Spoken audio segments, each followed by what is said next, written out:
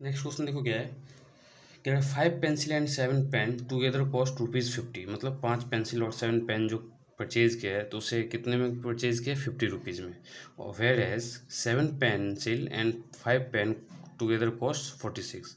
और second time उन्होंने जब 7 पेंसिल्स और 5 पेन्स खरीदे तो कितना पे किया उन्होंने? 46।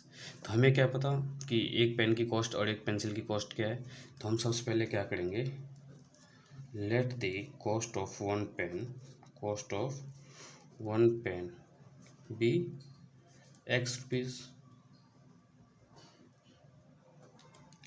and the cost of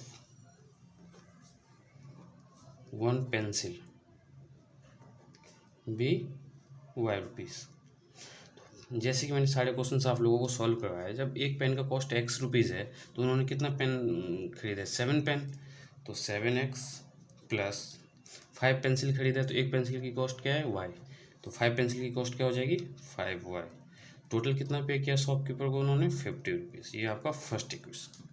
second equation देखो कैसे फॉर्म करोगे आप, whereas the 7 pencil and the 5 pen. अब जो उन्होंने क्या किया है, 7 पेंसिल्स और 5 पेन परचेज किए, तो 5X, क्योंकि X क्या है हमारा? Cost of 1 pen, plus 7Y equals to total कितना पे किया उन्होंने? 46।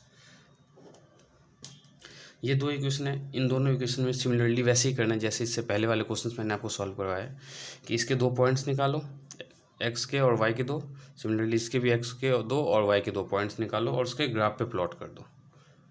इसके बाद मैं आपको क्वेश्चन नंबर 3 करवाने जा रहा हूँ। तो क्वेश्चन नंबर 2 क्या कह रहा है, on comparing the ratio A1/A2, B1/B2 and C1/C2 find out whether the lines representing the pair of linear equations intersect at a point parallel और कोइंसिडेंट। अब हमें जो बताना है, ये बताना है कि जो लाइन है आपस में पैरेलल है या कोइंसिडेंट है या इंटरसेक्ट एट अ पॉइंट है। तो फर्स्ट इक्वेशन जो है, फर्स्ट क्वेश्चन जो है, क्वेश्चन नंबर 2 का फर्स्ट पार्ट, उसमें देखो क्या है, इसे हमने इक्वेशन फर्स्ट, इसे हमने इक्वेशन सेकंड कंसिडर किया। तो फर्स्ट इक्वेशन से A1 की वैल्यू क्या है आपके पास? 5, B1 की वैल्यू क्या है आपके पास? -4 एंड C1 की वैल्यू क्या है? 8। फ्रॉम इक्वेशन सेकंड A2 की वैल्यू क्या है आपके पास?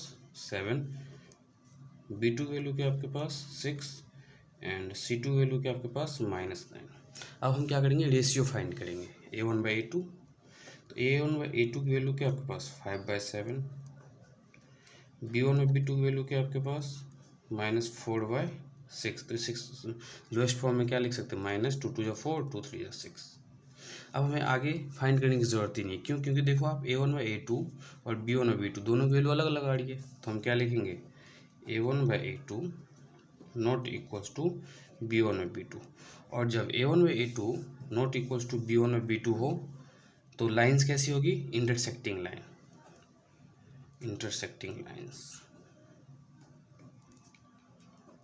और जब इंटरसेक्टिंग लाइंस हो तो सॉल्यूशन कैसा होता है? अगर सॉल्यूशन पूछे तो यूनिक सॉल्यूशन।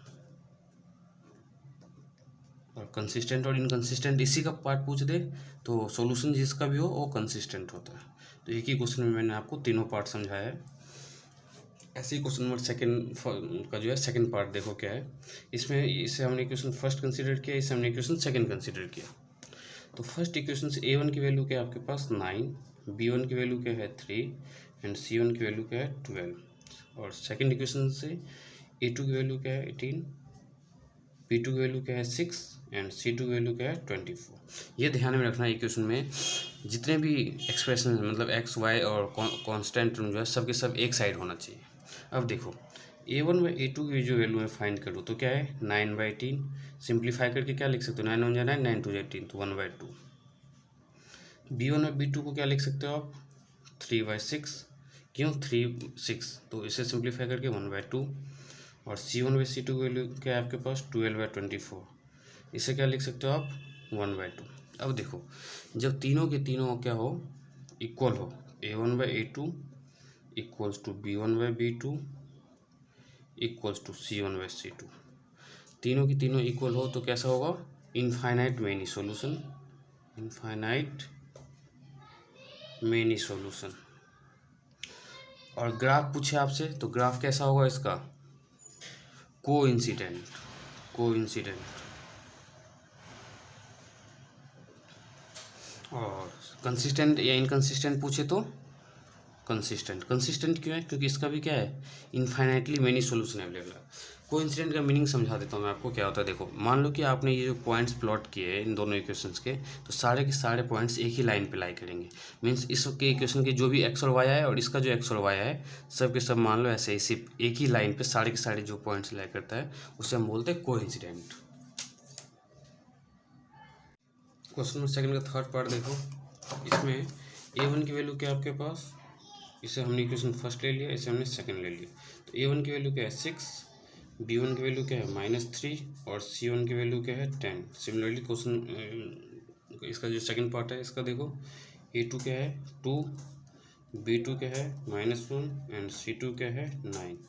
अब जब हमने a1/a2 निकाला तो a1/a2 क्या है हमारे पास 6/2, तो 2 3 6 तो 3/1। b1 और b2 अगर निकालो तो क्या आएगा -3 डिवाइडेड बाय -1, तो क्या लिख सकते हैं हम इसे 3/1 एंड c1/c2 अगर हम निकालें तो क्या होगा 10/9। तो इसे कुछ नहीं कर सकते। तो यहाँ पे क्या है देखो a1/a2 की वैल्यू सेम है, b1/b2 की वैल्यू और c1/c2 नहीं है, तो हम लिखेंगे a1/a2 equals to b1/b2 but not equals to c1/c2। अगर a1/a2 equals to b1/b2 not equals to c1/c2 हो, तो अगर ग्राफ पूछे आपसे तो इसकी ग्राफ कैसे होगी, पैरेलल लाइंस। सॉल्यूशन अगर मैं पूछ दूं तो नो सॉल्यूशन।